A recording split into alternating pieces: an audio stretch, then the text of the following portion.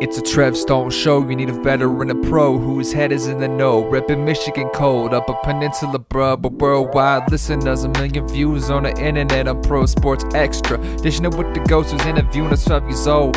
That's how lead it is, chat with comedians, athletes at a genius. News so fast it's immediate, way past intermediate. Podcast you're needing it, facts to computer shit. That's what the future is, guests are about cash, entrepreneur shit. Moving on the music jam. And the hottest Instagram models, you can view the gram. Get the inner insight of those that had their wins right. Get a higher view through a window like it's in flight. You desire for the truth, entertainment trends right. So it's time to start the show and get the insight. All right, guys, welcome to episode number 6. This episode we have on Super Bowl champion Pat Lee. He joins us from his beautiful Miami. I don't know if he's in Miami. Orlando. You said Orlando. Orlando. Okay. 3, 2, 1.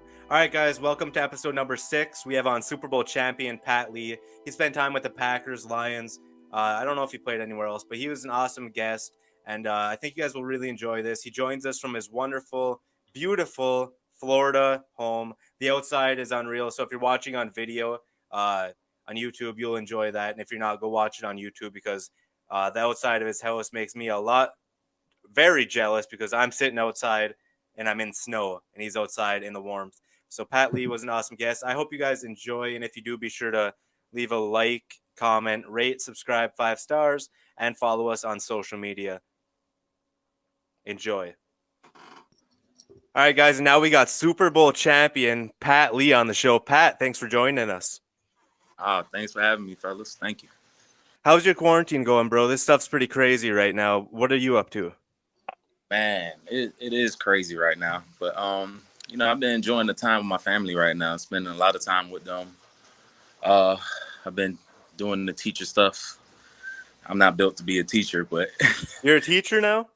I mean, yeah, all of us are, whoever a parent, because I got 2 Oh, kids. yeah. There we go. I was thinking, I'm like, wait, teaching right now, aren't we all in quarantine? Yeah, we're a teacher. Driving me crazy. But doing that, enjoying playing some basketball with my kids in the backyard, swimming pool, having a lot of family time. Yeah, where are you located right now? I'm in Orlando, Florida. Okay, you're in Florida, cool. So beaches are opening, right? I'm not messing with. What's your thoughts on all of that, man? That's pretty crazy.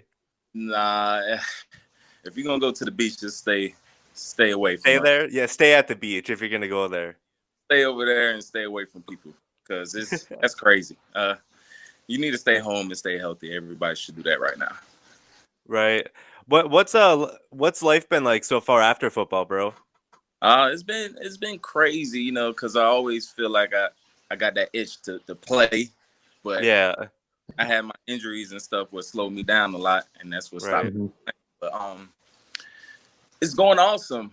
Really, with my kids getting older, they're in activities, playing sports. My son played basketball and he played flag football. My daughter played basketball, flag football, and run track. And I'm coaching. I was coaching at a high school. I stopped this year because I got a little project going on with 3 of my friends that were creating an app, website, and it's basically for athletes to brand themselves. And for me to get deep into it, I need to send y'all over a non-disclosure and talk to y'all about that. But right. Another time. Once that gets going, that's going to be out for athletes. And, I've just been working on stuff, man, trying to stay busy. Right. Are you able to share any of the other people you're working on that project with? Am I able to share what? Any of the names of anyone else that you're working on that project with? Jermaine Robinson and Keith Taylor. These guys, one of my friends, Jim Ray, works for Google. Okay. He's an engineer. He's an engineer for I forgot what company, but he's a good engineer. Okay. So these old school cats. Keith would play football in college at VMI. Okay. Football, so he's a tech guy. Gotcha. Nick, you want to fire away a couple questions, bro? Yeah, sure. Let's going back to your playing days. You went to Auburn. Just curious, did you have any other offers, or what led you to Auburn? So I went to Auburn coming out of Christopher Columbus, all boys school, got some good guys. Good cats came out of that school, played baseball and football too as well.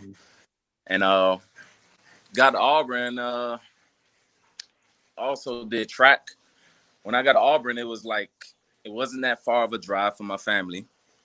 They had a hell of a recruiting coach, Eddie Grand. He was real good at recruiting. And at the time, I think they was ranked number 6 in the nation. They had Jason Campbell, all those guys, Ronnie B, Cadillac. Yeah. Felt like, situation I could help out. And it felt like a good fit in Auburn. Plus with the track team, they was like ranked number 2 in the nation. I was like, it was a win-win for me. Yeah. Mm-hmm. When after college, when you were going into the draft, did Green Bay look at you the entire way, or was it like, were you surprised when they took you? Because I know they had a shit ton of DBs then, I'm pretty sure, because I remember looking back and I was like, they had some stars. So were you kind of shocked? I was kind of mad they drafted me, but I was happy they drafted me because at the end of the day, they had 2 GOATs to me in front when they drafted me. You had Al Harris, Charles Woodson. I'm gonna really? I'm supposed to be a corner, high, and I'm gonna play. I'm not playing right away, but they was looking forward to one of those guys getting out of there at that time because it was getting up there in age. But who would have known those guys would play 5 or 8 more years after? Yeah. So it was crazy. But leading up to that, man, they was looking at me, but I talked to them at the combine. And me and Speedy, he at the time, Leon Williams, Speedy, he was the DB coach. And at the time, me and him had a good relationship in there talking at the combine. And after that, that was the last time I ever saw them. I spoke to them, didn't speak to them no more, do anything. And I was in Orlando working out with Tom Shaw and stuff like that, and in the heat and stuff like that. And my mom came up to me one time when we was there, drove up, wanted to visit, cooked and shit. I think you're going to go to Green Bay. And said it just like that. My dad said it just like that too. Yeah, my dad, I agree with her. You're going to go up there too. For some reason, you've been all in the heat. Orlando, Florida, Miami, Auburn, Alabama. You're in the heat. You're going to feel this cold. What was your thoughts on the snow there, man? I'm from the Upper Peninsula of Michigan, so I'm right next door to Wisconsin, and the snow is so bad, bro. It's crazy. What was it like for you being a guy coming from the south and coming up north? I ain't know what the hell I was getting myself. It was like, people was telling me certain things. You got to keep your AC on what I think is 70. Even out of town or something like that because your pipes would freeze. Yeah. Like that. It was just a whole bunch of things. You can't gas tank low because the gas will freeze. Getting stuck. I wanted to move into a condo, so I moved into a condo. I'll tell you a story about this. This is a good people at Green Bay, Wisconsin. There's a lot of good people there, man.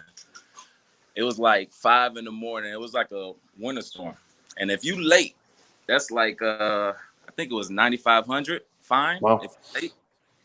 So I was like, I'm not being late at all. I love my money. I'm going to keep money. Right, for sure.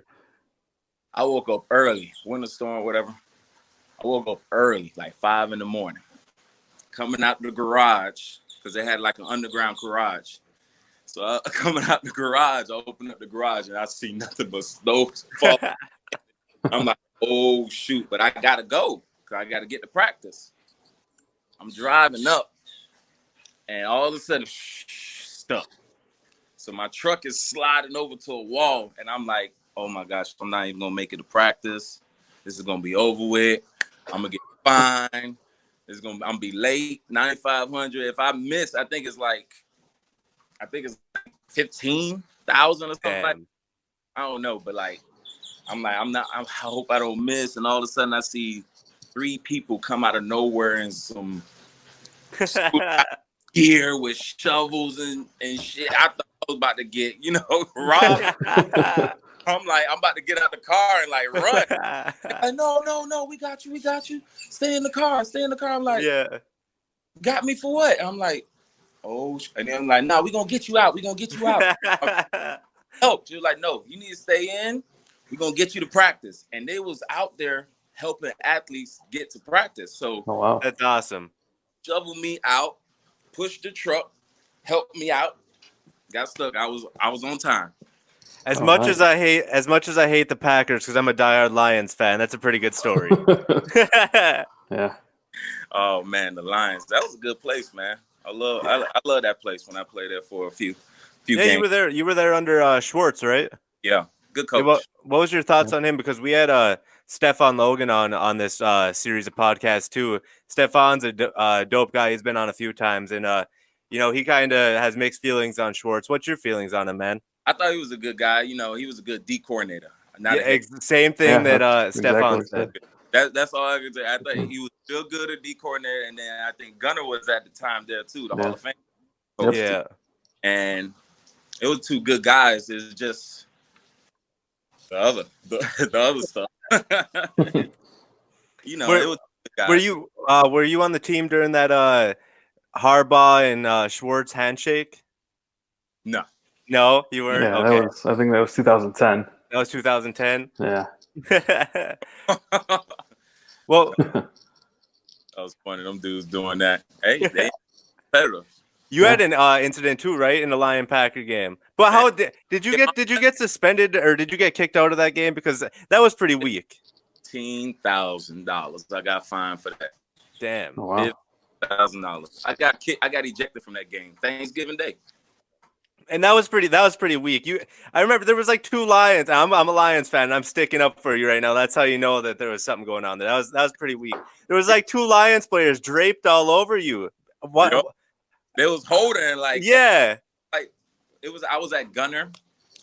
I remember coming off the jam in the inside. I shot my right arm and I had him. I was in the lead. I was going there and make the play. And next thing you know, my jersey get tugged from the back. And then like I got spent around, draped me up, and man, they had me like a rag doll. I was like, no, I can't have this. Right. I'm trying to box these dudes off of me. So at the time, while they was doing that, the offense was coming on the field. So I think Ryan Taylor got me off, and he was coming off from the sideline while this was going on. Like the special teams was going off the field, and it was still going on. Those guys was draping me up, and the offense was coming on the field. And the refs didn't until the last second when he saw me like try to push him off and punch him. That's crazy. I went back and watched that clip, I think yesterday or the day before on your Instagram, and I was just like, that's craziness. But I mean, we can talk about refs in Green Bay and Lions games for a long time because I mean, last year that was pretty crazy. A little incident with me, man. I did a dumb play one time, man. I think Boomer had me on the little top 10 dumb play. Oh, yeah. I gave a safety to y'all. I gave y'all 2 points. Oh, really? Yeah, man. It was like one of the last games of the season in 2011, I think. And it was windy that day. I think the wind chill was probably like 20, 29. The wind was I think it was windy. It was like 29 blowing or something like that, right? Wow. And the ball was everywhere. I mean, you kick the ball looked like it's coming at you, then it's over there at that 20 yards away. So it was like a knuckleball. And this is when we had Randall Cobb.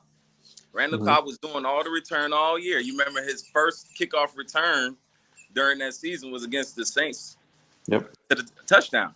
So like we was going into the playoffs, they wanted to rest Randall. It was like, hey, we had another kick return dude, Pat Lee. Let's put him back there. I'm like, holy shit. Why y'all putting me back there? I haven't all year. I didn't even practice with them at all. So I'm like, so Coach Slocum like, man, go ahead. We're going to practice with us. So I get a little couple catches during the week. But like, it was no win during the week. Yeah, right. Cool. I'm like, okay, we in the bubble inside too. Did you return it all in college or high school? I did some in college. I did it all. Okay. I did it all in high school. Okay. So at least you had a little bit of confidence going into it, but I had because I did it for Green Bay. I had right. with them the year before in 2010 for the Super Bowl. I was doing it. Okay. I was doing return most of the Right. time. Did you get a return during the Super Bowl? Yeah, I had like I think it was 25 yards. 25 Nice. Okay. What was that game like, man? It had to have been craziness. Man, it was so crazy. So much emotions, I'm sure. So much going. Man, I was so exhausted after that game. Kid Rock was performing at the hotel. I went up to the hotel room, my room, to like, change my clothes, whatever, and change into something. I said, I'm gonna lay down for a second. I ain't wake up until the next morning. Yeah. The whole damn concert. I was mad as hell. But nah, it was amazing. That experience, man, you can't. It's like no other, man. It was wonderful. It was right. It was amazing. What's it like the week after you win, like the parade and everything? What's all that like? What's all involved with that? A lot of parties and stuff. That was so sick. Yeah. We came off the plane, and I mean, there was a line from outside, inside the airport, all the way outside, going all the way to the stadium. When I mean, It was lines of people just going all the way to the stadium. And I mean, it's probably like a good, from the stadium to the airport is probably 15 minutes. Wow. Okay. And it was people just, and when we got to the stadium, it was packed. Oh, it was so crazy. I got videos. I'm going to start posting them. I need to start doing that. I got videos where we was messing with the crowd, opening up the bus doors, and they was screaming, and it was shutting up. It was shutting up. It was amazing, man. That was great moments, man. What was Rodgers like, bro? Was he a real dude? Because you see him on TV, and some people call him arrogant and whatnot. But now he kind of can be because how good of a football player he is. But you were kind of there earlier in his career. So what was he like back then? I was there when he started. When he got his start. Cool cat, man. Cool. Yeah. Good teammate. I was cool with him. I never had no problems. We always did jokes on each other and stuff like that. One joke what I did with him, where the guy from Couple Retreat, the yoga instructor, the one that was doing boom, boom. I think he got long hair. I gotta figure out who this guy is. And I posted when Aaron Rodgers had long hair, and I posted. I made a picture of him and Aaron Rodgers next to each other, the guy from Couples Retreat. And I posted all the locker room and the training room. Oh, he was pissed that day. He was I gotta look this up fast. Yeah, look it up. Look it up. Watch the guy from Couples Retreat. And check out Aaron Rodgers' long hair. Oh man, bad. Hey, I can see it for sure. Oh, that's funny. Oh man, that's hilarious. He always do little pranks and stuff like that. But when people get him, he gonna different story, yeah. He gonna get like we had a snapper, Goody. Goody was always putting pranks on Aaron. They were like they best friends. They still cool to this day. Yeah, dude. There's always something with those two. I love it. Let's bring it back a little bit, bro. What got you into football? What was there anyone that you looked up to maybe that got you involved, or was it just something that piqued your interest at a young age? Yeah, it caught my interest at a young age.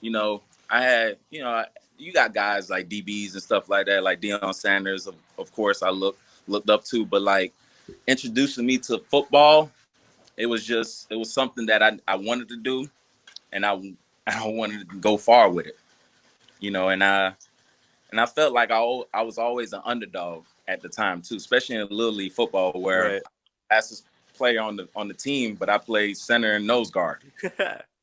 All the way up crazy. All the way up to high school, you played that? Up to high school. When I got to 9th grade, that's when I went to quarterback and I started playing running back and receiver and all the other stuff. Okay. They started trying to figure me out what I could do then, because I was so fast. Right. Yeah. What was high school like for you, man? Did you play just football or did you play other sports? So high school, man, I was kind of a beast of an athlete, man. I did everything. stuff. I did some amazing stuff where, all right, I got to high school. I did football, I did track and basketball.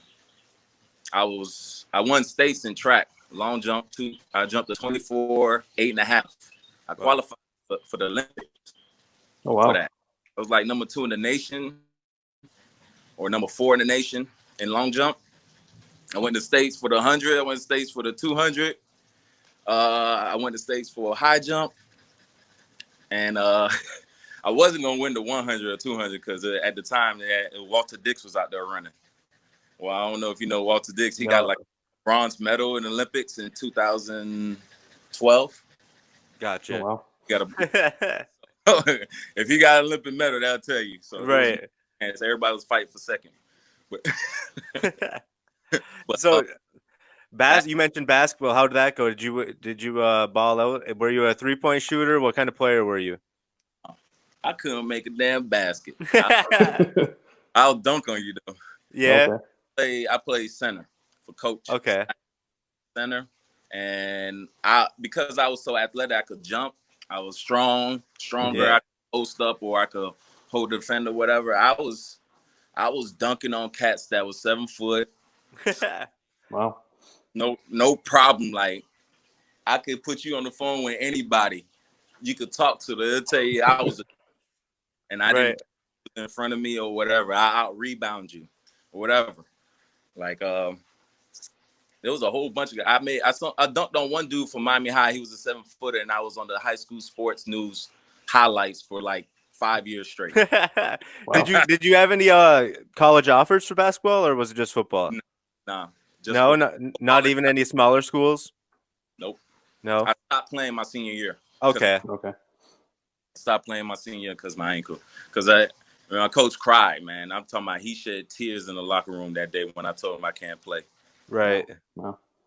You know, it is what it is. I wanted my ankle. Yeah, well, yeah, for sure. And it ended up working out for you. Yeah. Pat, we've asked all of our some of our other player guests that we've had on. What was your fastest 40 time? Fastest 40 time was a 4.29 in Auburn. Oh, okay. Wow. At my pro day. So what? That's probably our second fastest on the show so far. I think so. I think Reggie Swinton said he ran a 4.25. If you want to call Kevin Yoxel or look him up, email him or whatever, that was my strength coach. Okay. And Mike Mayotte, yeah, he vouched for me. Okay. I got drafted. So when I got drafted on draft day, the second round, he was like I ran a 4.4 at the combine. So he was like 4.4 guys, don't look at that. He's way faster than that. Yeah. He's just like that. I was like, nice. Please send it to me because I know he said that. Yeah. Yeah, we'll have to look that up. Right. You mentioned throughout your NFL career you were battling an injury. Does that still affect you today at all? Yeah, I had back surgery in 2015, man. I ruptured my disc in my back. Damn. Shoulder injuries and stuff, but it slowed me down a lot, man. Like I was looking at some highlights, my first 5 games coming in my rookie year at Green Bay. Man, I was a really good athlete, man. I could really play. I was locking down stuff, you know. And I think I tore my MCL like the 5th game in the Saints, and that's when the injuries started kicking in. And then when I came back preseason next year, I ruptured my back. Then I came back for the last preseason game. I played awesome. Like, I played so good against Tennessee Titans. Even had a kickoff return for like, I think 40 yards. But when I had a kickoff return, the guy hit me in my knee. I didn't go down, but I hyperextended and bruised the bones in it. Damn. I was done for the whole season. And Coach McCarthy, I saw him on the sideline. He was cussing out all the coaches.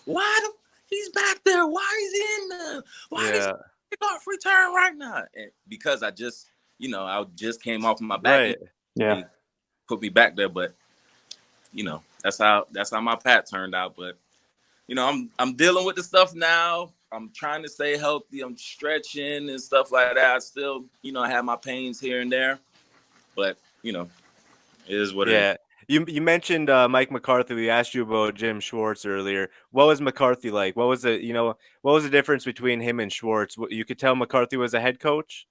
Yeah, McCarthy was the head coach. He's more of a disciplined leader. So like he's on you. He's about action.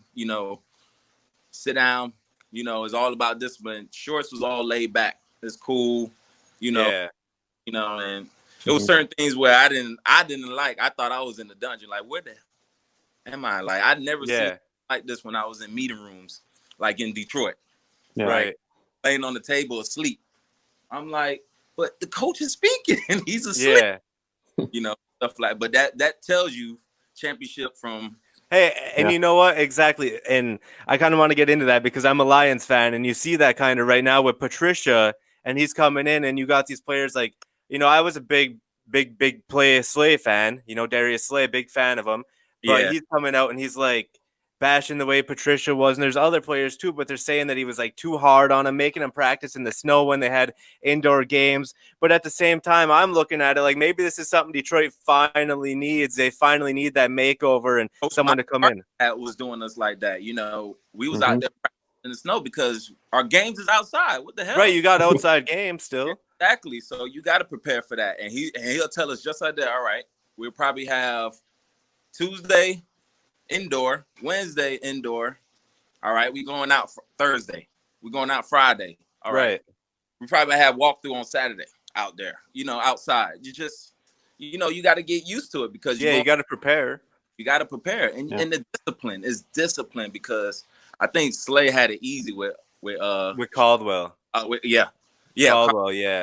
Caldwell was they talked about how Patricia came there day one and took out a ping pong table, and that was like a big deal in the locker room. They were all pissed. And I was like, man, you guys are making millions of dollars right now to play football, and you're worried about a damn ping pong table, and there has never been a Super Bowl in Detroit. That's how I was when I got to Oakland. When I got to Oakland, there was a ping pong table, people get the plane and stuff. I'm like, the hell am I? Where's the playbook at? Yeah, like I'm supposed to be studying, everybody focused. Like when we are in Bay, you're chill. You might have guys dress up and be whatever and this and that, but once they get on that plane, ain't no acting up. Right. It's all business from there. We going. It's business, and that's how it was. And we had that platinum ring, 2010. Right. Yeah. Wow, that's pretty neat to hear the difference between organizations. You kind of just assume they all kind of operate the same way, but that's kind of. And that's why he's probably a good fit over there in Dallas, Mike. Yeah. He gonna crack that whip. Sure. Right. You think Jerry will let him? He should. He should. Let him. If Jerry need to sit back. Finally sit back a little bit. Quit having a Muppet as a coach, eh? Yep. Yep. I agree. So you had your first career interception, I think, in 2012, right? Yeah, man. A couple years into the league. What was that like? I bet you that was like a big relief. Oh man, it was something that I always wanted, and I had more. I even dropped one against Peyton Manning, Denver Broncos. It was so. You probably dropped it because it was a duck coming in. It was easy. It was the best ball ever. It was right here. I dropped it clearly. Oh man, I felt my heart drop too. Yeah. Right in there. I had a good game against them, the Broncos, but the Chiefs also, that was my first pick, and it was awesome. And plus I got top 10 on that. Yeah. Oh really? Fans back on my dumb play. Because I'm on the dumb plays, and I got in good plays, so I made that up. Who was you remember the quarterback who threw it? It was the Chiefs. The quarterback Quinn. Brady Quinn. Oh yeah, it was him. Oh nice. Okay. I think it was him at the time. Yep. Okay. That was in 2012. That was your last year playing in the NFL, right? Yeah. That was my last. At that point, was it something in your mind that you didn't want to play anymore? I wanted to play. It was when I took a visit to Arizona. Okay. And that was when Bowles was there, and he said he liked me. He liked me a lot.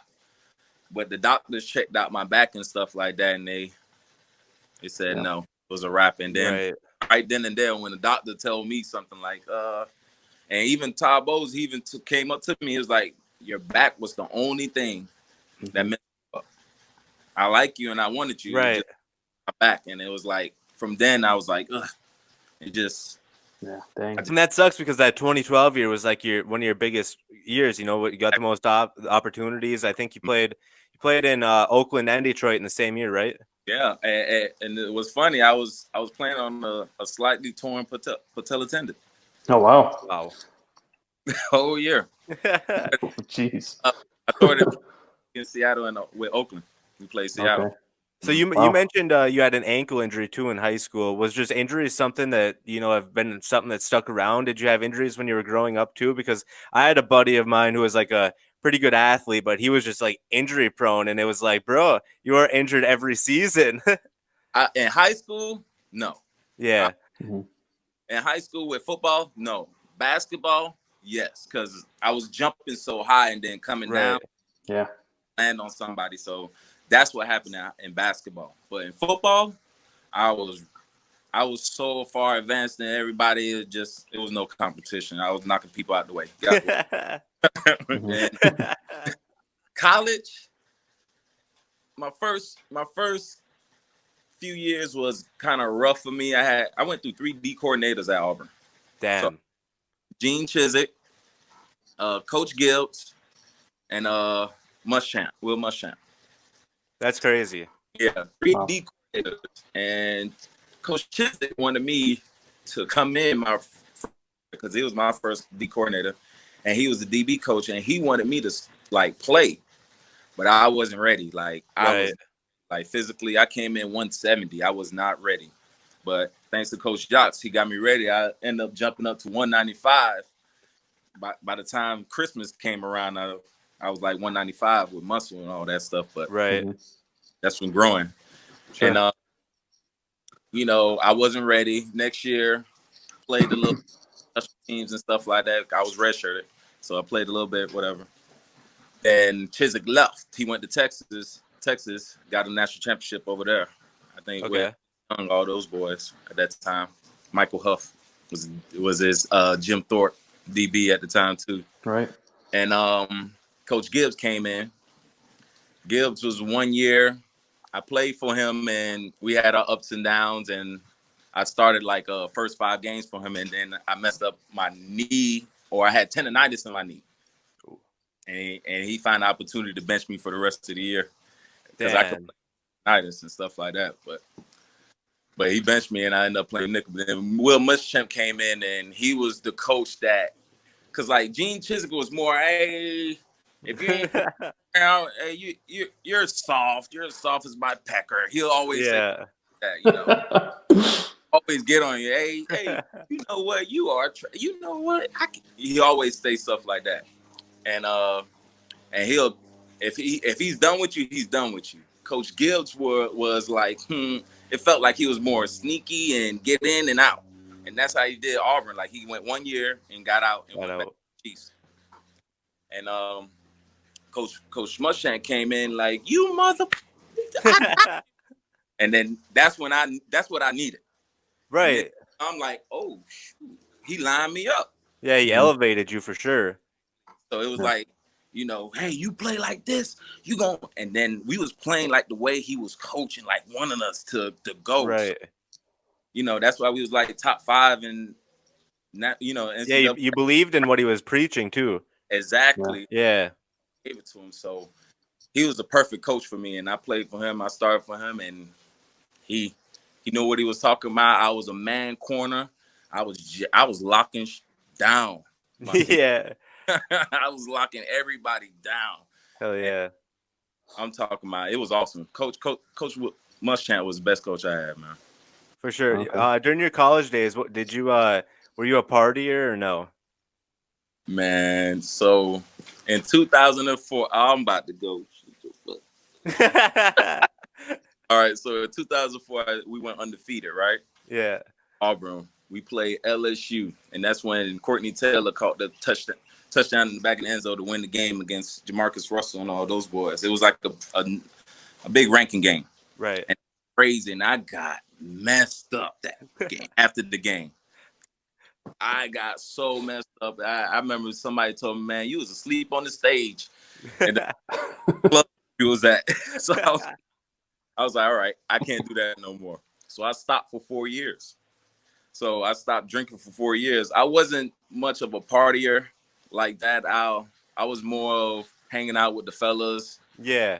Games of cards and stuff like that. I didn't party that much. Right. Most of the time, the boys used to call me Martin because I used to get tired of them in the house, and I used to just kick them out all the time.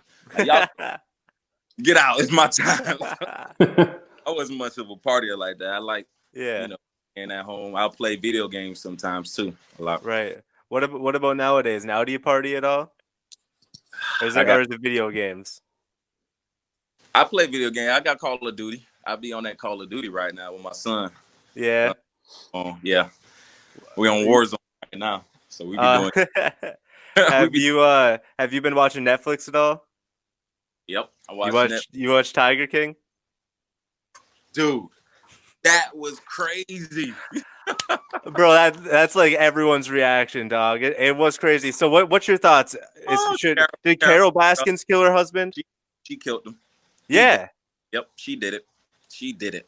I don't care what nobody says. She did that. The way she's playing that off is like she telling everybody she did it, and y'all not. Yeah. It's like, oh my God. Joe was excited. He was excited to watch. So it was man, that was a crazy story, man. Right. What would you give it out of 5 stars? Would you give it 5 stars? I'll give it 4. Yeah. I'll give it 4. 4. It was pretty good.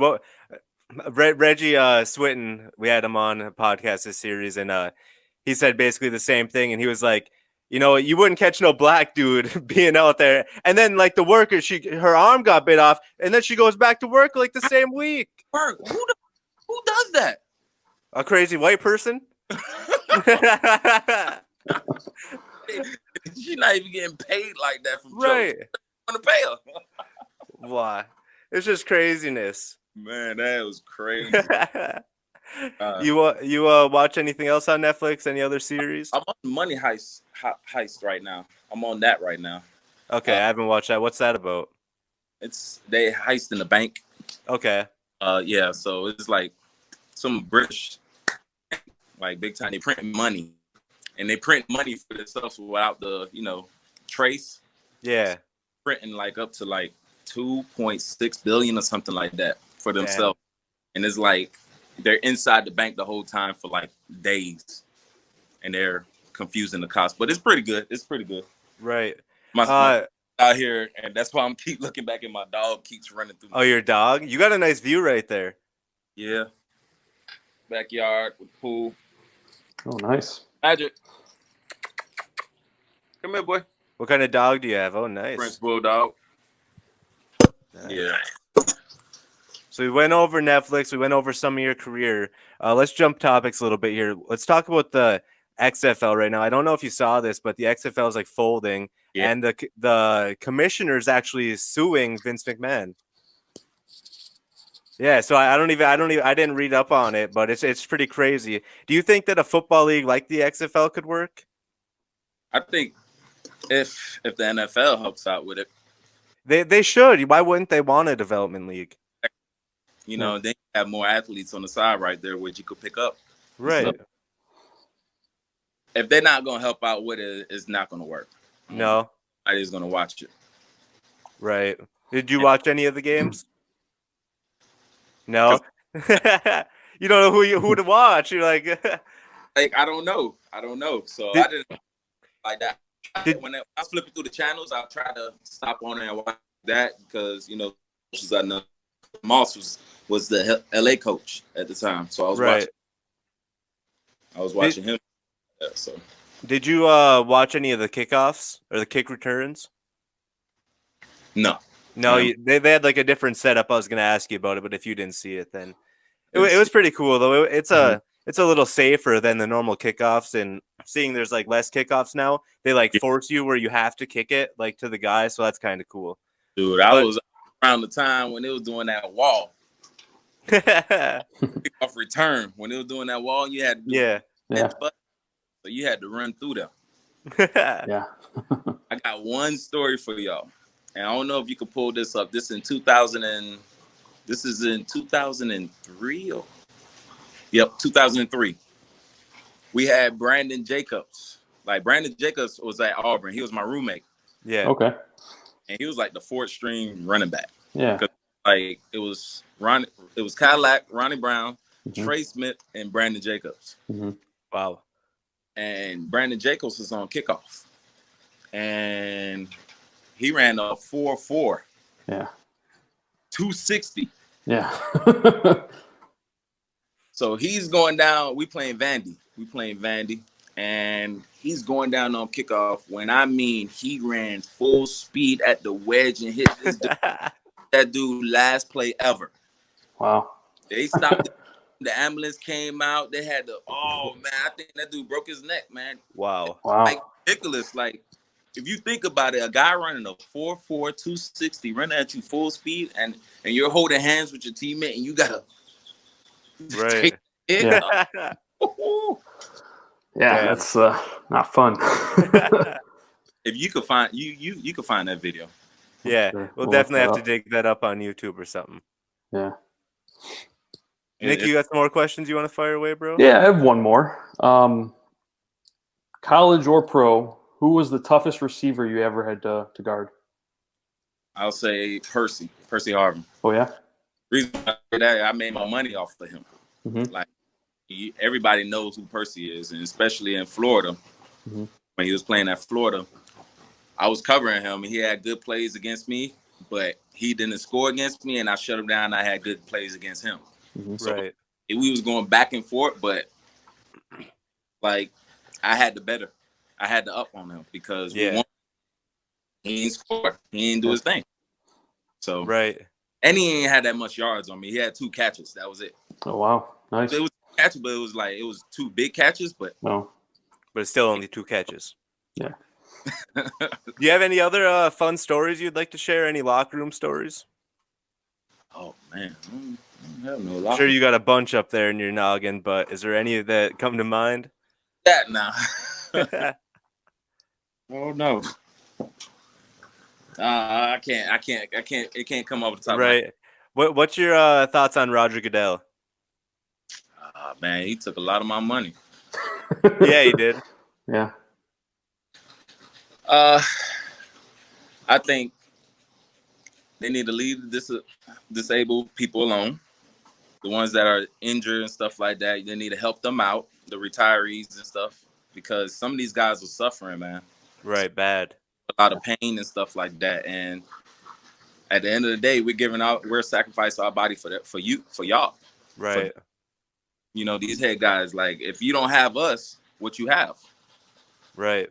And, you got these guys paid away for these other guys too. So it's like, you got to help them guys out. Some guys, they don't know what's going on. They don't know what they have. Don't know what benefits. They don't even know if they get them. They don't know how to fight it and stuff like that. And it's so hard for them to get it and even do it. Right. Like, forget it. Yeah. Because they don't know what else to do. Right.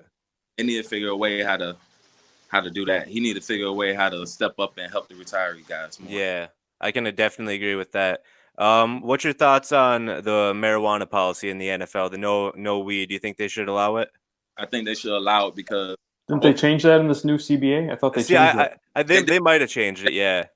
Testing, so they're not testing that for that. Good. And that was good, man, because it was messing up a lot of guys, and I knew some guys that knew how to perform off of that. Well, yeah. Well, it has a lot of health benefits for a lot of people, and you guys get a lot of injuries in the NFL, and if they can help anyone, why wouldn't they allow it? Exactly. Even if some people talk about the injuries and stuff like that. What about the mental part where guys are losing the game or giving that they did wrong and everybody is on them about it? Yeah, and if a couple hits of marijuana can get them thoughts out of your mind for a little bit, get them raised, because especially now with social media, because that can completely ruin a player. It can it can really fuck up a player's life and career. Agreed. The fans are crazy, good fans and bad fans, you know. And I think everyone does it. Every fan, you know, will once in a while be like, you know what, fuck, this happened. You start going after a player, but then you think about it, it's like that's just a human too. Exactly. So, yep. I don't know. Marijuana can definitely be a helpful drug in many ways. So the opioids ain't gonna have them guys functioning at all. Yeah, exactly. That's what's crazy about it, you know. And there's this, I think, a documentary. It's on Hulu, and it has that Kyle Turley and a couple other players in it who played in the league, and they like go over their stories. And some of them they can't even walk anymore. Some of these players, and the only way, and like when they smoke weed, they can walk a little bit and they can talk better. And it's like, is Goodell not looking at that? But obviously now he is. Kind of now he is because the new CBA. But yeah, man, I remember when I hurt my back, man. It was nothing but pills left and right. And it wasn't good because sometimes I was an airhead out there. Right, for sure. But you know, I hope they really fix that with that. Right. Well, Pat, I appreciate you jumping on, man. I think we've been on here for about 45 minutes. I wish I was where you are because your weather looks a lot better than the snow that's outside right now. I'll tell you that much. So I appreciate you, bro. This will drop sometime this weekend. So if you could share it around, that'd be awesome. Will do, man. I appreciate it, man. Thank you for inviting me on the show, man. Yeah, I appreciate you, bro. Thank you. Yeah, thanks, Pat. All right, Tyler, you can end it there. Yep. Perfect. All right, guys, I hope you enjoyed episode number 6 with Pat Lee, Super Bowl champion. We talked about his time, you know, making pranks on Aaron Rodgers, his time with Mike McCarthy, everything going on in the world with COVID, and just about his opinion on everything in the NFL. He was an awesome guest. Nick, anything you would like to highlight from that episode? No, I think overall he was an interesting guy and had a lot to was pretty open book. Right. Yeah, I think it was good to talk to him. Open book. Yeah, no, he wasn't, you know, afraid of any stories or anything. So I think he was good overall.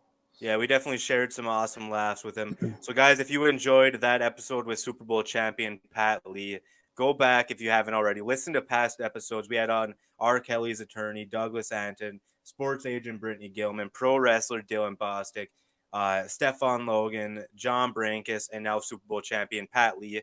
Next episode, we have on sports nutritionist Jacqueline Sclaver. She talks about everything going on in her world and how she's getting NFL or college players ready for the NFL draft and everything going on with that. So be sure to leave a like on this. Be sure to rate us 5 stars. Subscribe. If you're not watching this video, go watch it on YouTube or prosportsextra.com. Follow us on social media. You can follow me at TrevStonePSE, and you can follow Nick as well at NickPSE, NIKPSE. Go ahead and do that, guys, and we'll see you in the next episode. Peace. Peace.